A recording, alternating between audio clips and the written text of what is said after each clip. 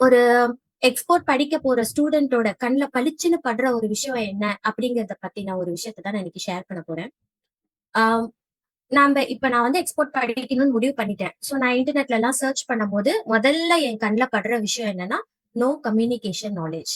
S, of course, உங்களுக்கு ஒரு communication knowledge export சென்டருக்கு போய் படிக்கிறதுக்கு தேவையில்லை. அதை நான் நான் வந்து எஸ் சொல்றேன்.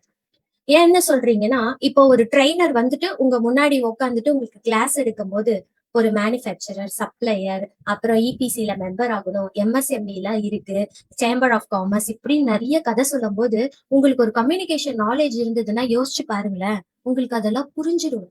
அப்புறம் நீங்க என்ன பண்ணுவீங்க நெக்ஸ்ட்? என்ன இதத்தான் சொல்லி தராரேன்னு தெரிஞ்சிரும். சோ அவங்களால இந்த 4, 5 வார்த்தைகளை தாண்டி எதையும் உங்களுக்கு கத்துக் கொடுக்க முடியாது. சோ ஒரு கம்யூனிகேஷன் நாலேஜ் அந்த நாலேஜோட நீங்க உள்ள போய் உக்காந்துட்டீங்க அப்படின்னா, நீங்க கண்டுபிடிச்சிருவீங்க அவங்க எல்லாம் ஃபேக் ட்ரெயினர்ஸ்.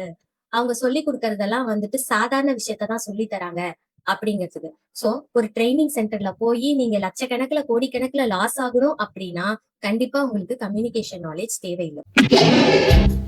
மாட்னாடா மானஸ்தர். கருத்தாக பல துளி பயிலுவோம் ஊரில் கஞ்சி